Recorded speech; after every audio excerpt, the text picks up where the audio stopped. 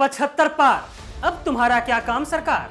संघ ने इशारा किया और दिल्ली की दीवारें हिलने लगी। नड्डा गर्म है, योगी गर्म है और मोदी जी बेचैन है।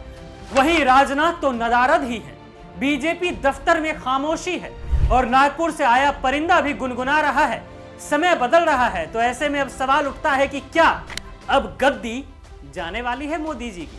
क्या अब विकास के नाम पर हुई भ्रष्ट राजनीति को विराम मिलने वाला है, या फिर वह राजनीति और आगे बढ़ने वाली है? लेकिन ठहरिए, अब जो आपको बताने जा रहे हैं वो सिर्फ खबर नहीं, सियासी विस्फोट है।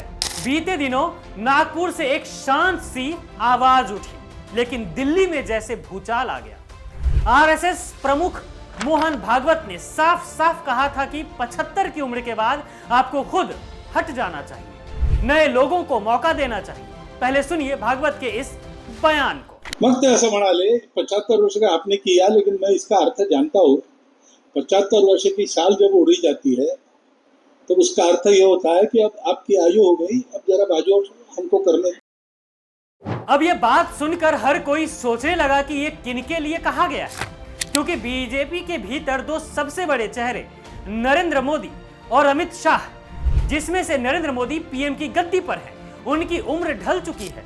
वह 75 साल के होने वाले हैं आने वाले 17 सितंबर को। मतलब कि मोदी अब उम्र की उस दहलीज पर खड़े हैं जहां संघ रिटायरमेंट का फरमान थमा देता है। अब सुनिए असली धमाका।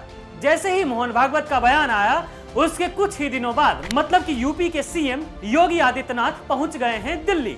उन्होंने पहले नरेंद्र मोदी से मुलाकात की, फिर जेपी नड्डा और पुष्कर सिंह धामी मिलने आए। लेकिन तीनों ने जो मोदी से मुलाकात की और उसकी जो तस्वीरें सामने आई, उससे लग गया कि ना जी ना, सब कुछ तो बिल्कुल अच्छा नहीं है पार्टी के अंदर। इन तस्वीरों के सहारे सोशल मीडिया पर दो नैरेटिव तैयार हुई।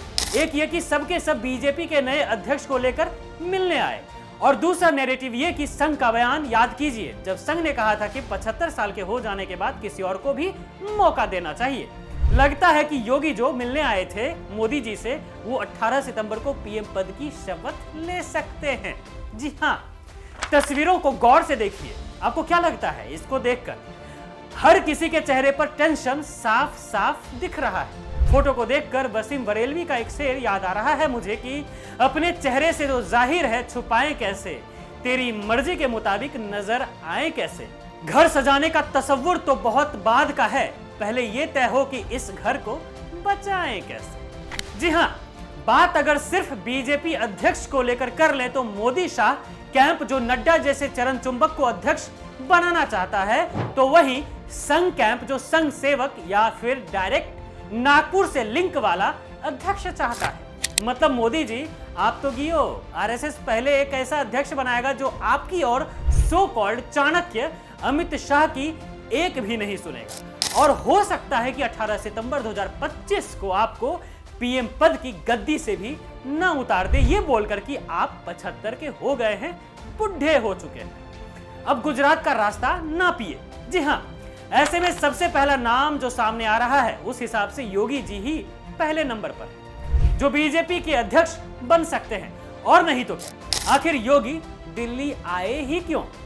सियासी गलियारों में तो यह कहा जा रहा है कि उन्होंने अपने उत्तराधिकारी अवतार की बात छेड़ दी मोदी जी के सामने, और संघ को भी लगता है कि अगर मोदी नहीं तो योगी ही सही। लेकिन क्या मोदी शाह इतनी आसानी से योगी को गद्दी दे देंगे?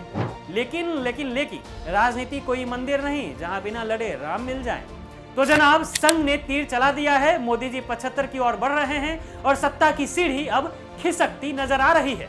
अब देखना यह है कि क्या मोदी झुकेंगे या फिर संघ अपना दाव वापस लेगा, या फिर बीजेपी के भीतर से कोई ऐसा नाम जो चुपचाप गद्दी की ओर बढ़ रहा है। खैर, जो भी हो, बीजेपी के अंदर महासंग्राम शुरू हो चुका है। 2024 के बाद का असली संग्राम तो अब शुरू हुआ है बीजेपी के अंदर। बने रहिए, क्योंकि अभी असली खेल बाकी है, जिसको लेकर न्यूज कैप्सूल धांसू खबरें बनाता रहेगा।